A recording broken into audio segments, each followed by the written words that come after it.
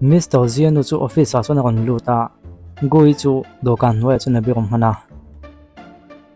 kanu nge ron ti don an ti chuan eng thil nge tia eng hatingi kutte khatiang khani phuwa an tia goi chuan seilo turin theito pin alo nge na chu ta no chuan eng he khatin i vung vunga ka bia chen ni chu tu sei chu khiam ti na lo phok le a Mr. Zi chuan a eng mani lo ve an ti chuan anu chuan i assistant chuan i chunga eng thil che mo tia a ron tia ron kan haya gui chu lao thong to khop mai ni so ji ting he ka ti don ti na ke chu alo sik deuh sik mai a chuta Mr. Zi chu an tho chu ka kanu eng thil ma kan ti le nem an ti chuan anu chuan khatiang khan min bum the in ring ve lam ni warning ka piang che nang hi mi pasal in hi to ti khriala me chedang laga in hong takin i oma thiang to lo nia a han ti chuan kanu enga tinge kanu pui nei chung changot chu i se le thun le an tia heti lai hian gui chuan ni lo anu hian min hmu tu ani lo en tinge ka tiang o an tia chuta anu la chu thina kan khop maya do kan chu han beng ro thoi maya eng moi sayom zia chu an tia tia do kan beng ro thoi mai chu gui chun sum zo lova thom a kon chua deuh tan chu eng thom nge tunge do kan hoi chuno ma a kon ti chuak ta en mai han tuma ma semester ji chuan kanu tu manom hleinem enge mo kon ti tum phum phim le a han ti chuan enge ka kon ti mo inu pui hi tunge ni ti nang hian i theng hil to ni hi amponi se inu pui hi ingai sak deuh angai ni a han ti chuan Mr. Ji chuan enga tinge kanu chumi chung chango chu i soi ve sia le a han tia chuta nu bak chuan i hoi sen le mai in ha tho chung chuan ni ka ti buai rawang che ma se in ha tho lo huna chuan inu pui chu ingai sak ngai nia a han ti chuan kanu lang de veng ka khol men che kanu pui chung chang chu ik taka se chuan ka beng khon vak to lo chu lawa ka mi ngai na zong po ni bok hek lo thu dik ka khol men che assistant ka neya chu ka assistant chuan ka thin lung a nei to ni a han ti chuan chu tak chu lom ka phal lo i assistant chuan nang hi nupui i nei ti a kha fe ngom sia chu ti chunga mi pasal lo bem vel chu engang mei chiang aniang ngai to ve ta che mei cha thra ni lo to pang a han ti ya ma semester ji chuan kanu ka kha thiam the lo ni enga tinge mei chia tu nge ni ti po ka khriat lo chu i lo pom ma ya ma se ka khriat chiam ka assistant la i phal le box wi rawa i thil ti dan he fek lo ni a han ti chuan i assistant hi ka phal lo ni lavin nupui le lai ni towa chu wang chuan mei chidang lo inol ve kha amoi lova a tha ka ti lo ni mai ni chu lova in nupui dik tak chu mai chana i lo mu chiang lo mai mai ni kha han mu ve lang chuan mei chefel tak mai le smart tak mai ani sin an ti ve la chu ti mo a han ti chuan te renge yo lo chuan kan kol ha la nge he office a hin local ve se in nupui ni ti hi mi zong zong hin khia se ya system po chon ho ve se chu tiang ati chu a thabe ang tin a phone chu han phora a call ta o a tinge phone halak thelo mon mo te tin an ngak te wang wanga chu ta le miss guila chuan Mr. Zia nu o chu ka khriat to nu ang le mai a ka pasal nu nen khan an o ain ang khop mai tiang ai to lai chuan a phone chu a wan ri te tlang mai le chu vele an ron hoi le hal ta nu bak chuan dokan noi khan tungi oma wang takin lo chok halte an tia chu ta le dokan noi tang chuan gui chu a kan hoi chuak po pheu mai ma semester ji nu te chuan an mu ve lo hlawa chu ta phone chu alin met top ngal boka Mr. Ji chun rang takin a dokan a phone chu la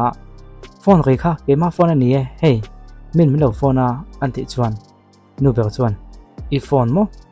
ka mo nu ko phone a alo ri mo ka tim han lo ma le a han tia Mr. Ji chuan kanu du tok te kham hei che chung chang wat kha sei tu chuan local do su a han tia ke pon khatiang assistant mai kha a chung chang I soi rem ka ti bik lo nia chu lawa inu pui chu me chefel tak mai nia chu chi khriat thiam mangai a han tia ma se Mr. Ji chuan ka khrialom tunge ni ti tik tak chu ka chiang to khop mai ke man ka mit nge in ka hmuwa mi padang kop khe lo tak mai nei kha a han ti chuan gui chuan he a pui do ne tin om huna tang chuan lo nuya nu ber chuan enge i soyom je chu a han tia Mr. Ji chuan ani nang khan in then turin min du lo tak tak amo a han tia nu ber chuan ngoi te chu tiang mei chelep le ga nei ka khe hau long mei che fel pa ngai tak chu nei kha mole a han tia nang hian i assistant i du wang mai main ka tiang khan a chung chang dik do de win i soi ani zok lo mo nang pon ni se chu tiang a dik lo tak halo omani pon nang ma hian ngai sak lo lu tuka nang ma hian zong lo ve pok ani chu mole nang pon mei che dang te lo ompui ve lo mi tin han zot ve na kanu ang chung chang ai moi se le an ti chuan nu ber chuan a le pe ka chuan kha tiang tu ka soi to lo la ka do ni som na mu mal te win ka siam anga ti chuan ke hi min ren zongai inu puin an hian pa ngai dawa inin mu ngai hanin kom chiang che ulang chuan e inin milvia wania ka rin ni an tia chuta Mr. Ji chuan ole yang pon ni se a thalom in mu chu ga ram ti e ma si thil pakhat min tiam vela ka do ni kanin mu huna chuan ka mi du zong lo ni lo ni chuan in thren ka do do na chu chu min pumpui ve ngai bokang han ti chuan nu ber chuan ole a thwa e atia ti chuan office atang chuan a chuak ve ta office atang a chuak ta nu chuan Mr. Ji chuan le no chuak to le tin ngui po chu a ron tho chuak ve a an hanin kai thowa ma se gui chu alo thin thit gai do laka wang khan a ke chu alo zo dewa a han tu le do na Mr. Ji chu an vuana an pani chuan an hanin chela an hanin ente wen ro na chuta ngoi te ka ke lo zo dewa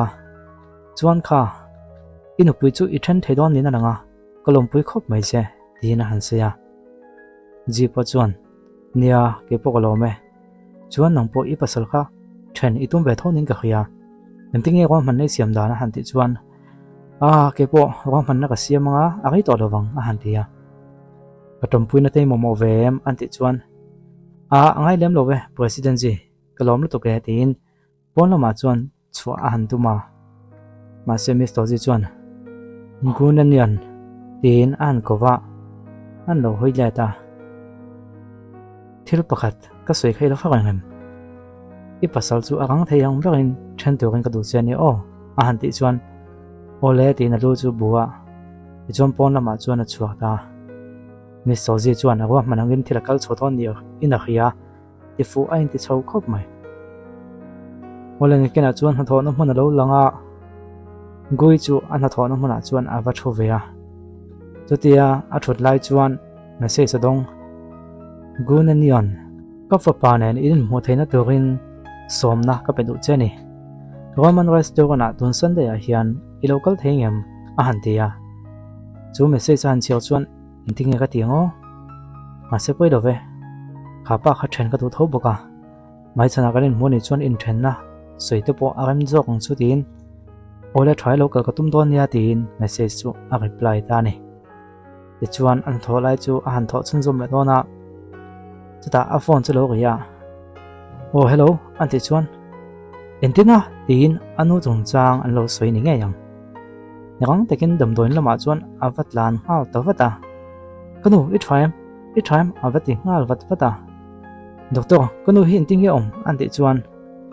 inu du nin mun hi an hiam chak rio maya chu wang chuanin ma kan lak vat vata thei to pan chuangai ni a han ti chuan kanu inting ye niang in chan him sak thidana omem eng po atula ni chuang ka timayang a han tia tundin huna chuan ti thei kan nei tlem khop maya ma se aniang enkol tu hian doctor thiamna nei bik an nga ya doctor da yang an tia chu chuan ani hi zai thei sang chuan be se chu a om de bin ka ring ani an lo tia doctor da yang mo ding ani ti na ngai to ta wang mai ni chuan ro ma tang chuan a ron chuaka resident ji chu a call ta pop maya resident ji chuan phone chu an mu chuan an la hello engeni ta han ti chuan resident thil pakhat ni ngai do te chung chu chol kalak lu ko ngai do na min khathiam thei ngem han ti chuan engeni eng thil nge thleng ati hei dam doi na ko oma kanu kha adam lo serious deuh leka doctor ten doctor thiam jok doctor da yang zong huang che ani lo chuan inu hi adin hmuna thalo vio ne tin an suya tin an nok chu chotan ta chuta Mr. Ji chuan khatiang khan top ma ta che inu chu thara em emang he to ko chwa pui don che nia kalo kalang an te ya ole kalom lu tu ke tin phone chu da ta ni ti chuan Mr. Ji chu midang an phone lia da yang e meeting kan nei kha cancel lo ka ngai emergency surgery iti nga ya oma nang ma kha kan mo che ni avatia ole tin assistant hena po chuan motor halo wala chuak phat mai te anin ti ni hospital lama chuan gui chuan anu chulo in kol meka enting e niang o to da yang chu ka zon mo theng o tin a ko lo boi ve khop maya chu tia thut lai chuan Mr. Zinu kha rom chunga chuan a ron lu ta hlol maya mo nu tak lungai me su o doctor in inu chon changa soi ha ka lo khria inu chu a thalai em ang te ka tiam che ni a ron ti lu ta a kha thiam lo khop maya ka soyom zia chu doctor da yang an ti kha ka fa pa nen hian aning kom ngai ilu tuka chu wang chuan a tampuina ka dil tir don nia o an ti chuan ka van lom tak em ti in lom thu chu han khira a kha ti han lom thu se ngai the nem moi te ka fa pa chu kan kol nga la nge tin rang takin a fa pa chu an kol nga la lungai me su kan tampui em ang che inu chu tha em ang ati pa mul mul ani Mr. Zia chu anu chu na lo kola oh hello kanu ante chuan ji inu tu adam lova rang takin ICU lama local te tin dam doi in nen chuan address zong chu han khoida chuan rang takin doctor da yang kha I ko sa ngai bok ania ani khan ai en ko langai bok a han ti chuan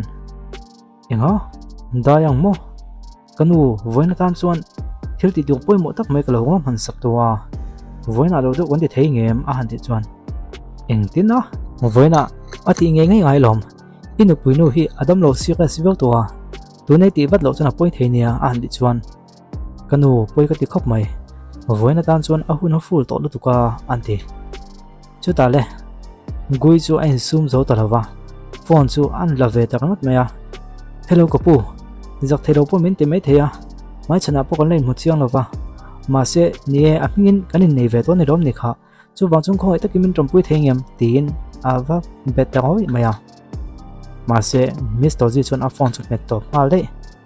akal na tu mun lama chuan akal ta chu ta le gui chu alungai ta khop mai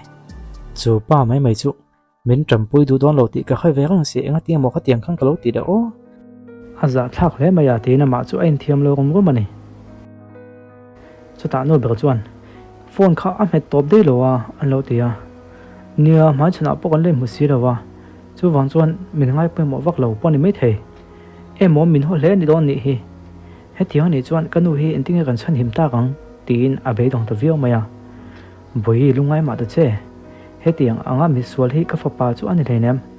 ke ma ngein mai chana ka ba bianga eng tiang poin inu hi thampui turin ka nge na a lo tling nge yang inu hi thale nge yang lungai me song che a lo ti ve ni ole miss gui chu dam doi na chuan a lo mu ve bal maya doctor chuan athi sen vel chu a lo lak sakani ano thi sen pe ka ngai wangin ama thi sen chun lo lak saka doctor te chuan miss go hemi chin hini phat me ro se doctor da yang a man thei si ro chuan treatment kan pek vak hian omzia anei lu tuk si lawa a han ti chuan ni lo doctor ka thi sen khala tamalom la zel ro kanu tan chuan avai po khan ko ui le nem lo tin an nge na chu tiang ani rangot le nem inu hi chan him kan du lo pon ni lawa ma se ka soita kan khan doctor da yang ana en kol te ni ngat lo chuan I thi sen kan la ka inu hena kan pek vak hian omzi om chung lo ni an ti ya chu tin ni chung khoi ta ki mi lo nga ko ke man doctor da yang chu ka fa zong nge ti na han tho ta chu mai ni chu ti lai tak chuan Mr. Ji de chu doctor da yang te nen chuan hospital lama chuan an ron lut ta khap mai chu ta le room chunga chuan lo lu ta doctor da yang he ka assistant chu ni hi ani han rom poi mo em maya chuan gui ani hi doctor thiam tak tia ka sei chu ni hi hadam takin yom theyang I ho san chu kan chin fel sok non chenia a han tia doctor da yang chuan chempa dam lo chu kalo ve en photang yo han tia ole ven ro tin dam lo chu en tu chuan rom let ama chuan uncle ta ni te chuan chu tia pon laman chota nu chuan gui chuan president ji ka van lom takem